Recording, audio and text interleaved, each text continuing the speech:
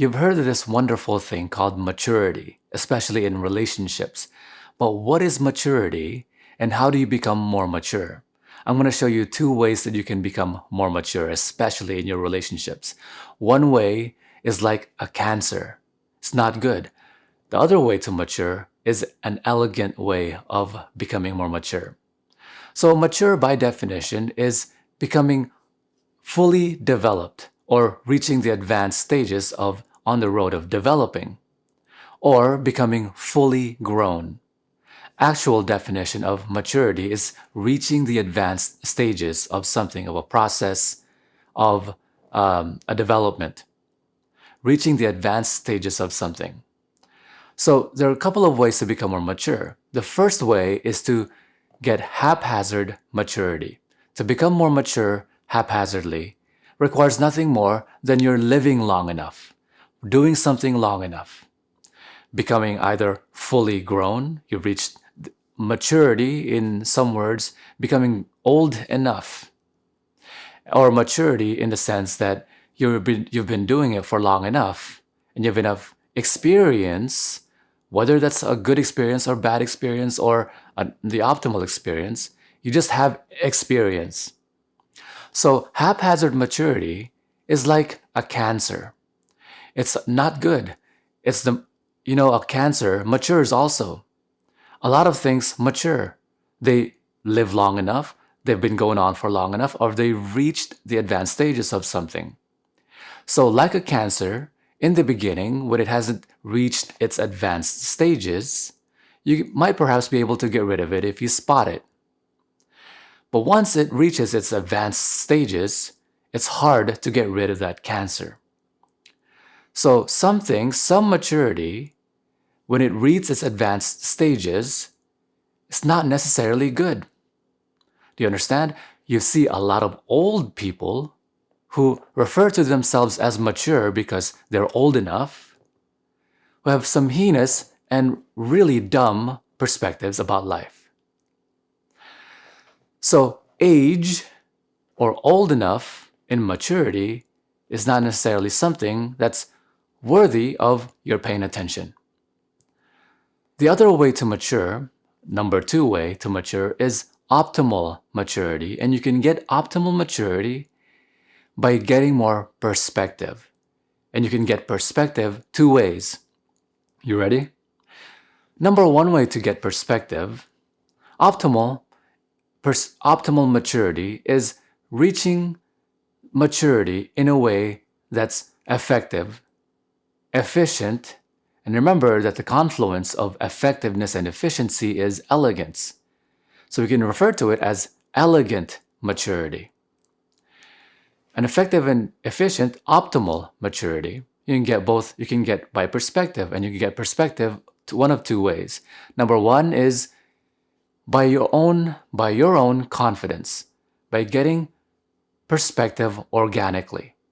Organic perspective gives you confidence because confidence can only be gotten by experience.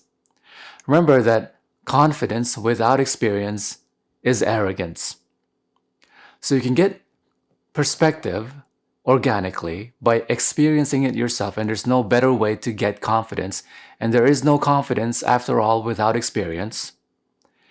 And this gives you the confidence, hey, in this particular scenario, in this situation, I get this result. And the other way to get perspective is synthetically.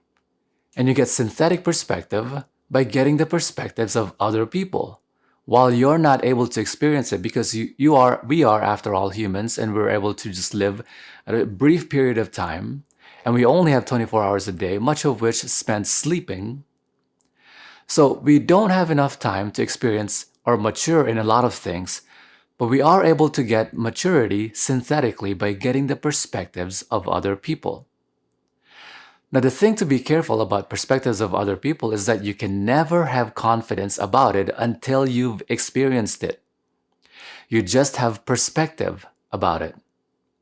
But perspective is incredibly valuable because a lot of things doesn't actually require experience, such as thought experiments.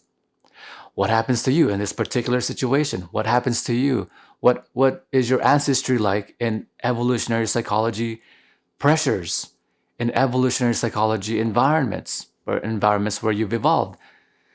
These are things that cannot be put into practice or experimentation because you can't put people into islands and let them mature for hundreds of years and see what happens and observe what happens.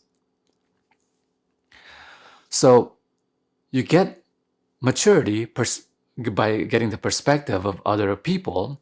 The thing you have to be careful about that is that you have to trust the person enough that they are using the scientific method by putting forward a theory, experimenting with that thought theory or thought experiment, coming out with a conclusion and making the appropriate changes to their theory based on what they've found out through experimentation and putting something into practice, and then getting a conclusion from that which you can put into practice. So you have to be careful whose perspective you're buying. You're trusting the individual. Take everything with a grain of salt. Put things into your own thought experiments and your own practice and see what you can develop confidence in. And remember that most people communicate with a tremendous amount of bias. A tremendous amount of bias.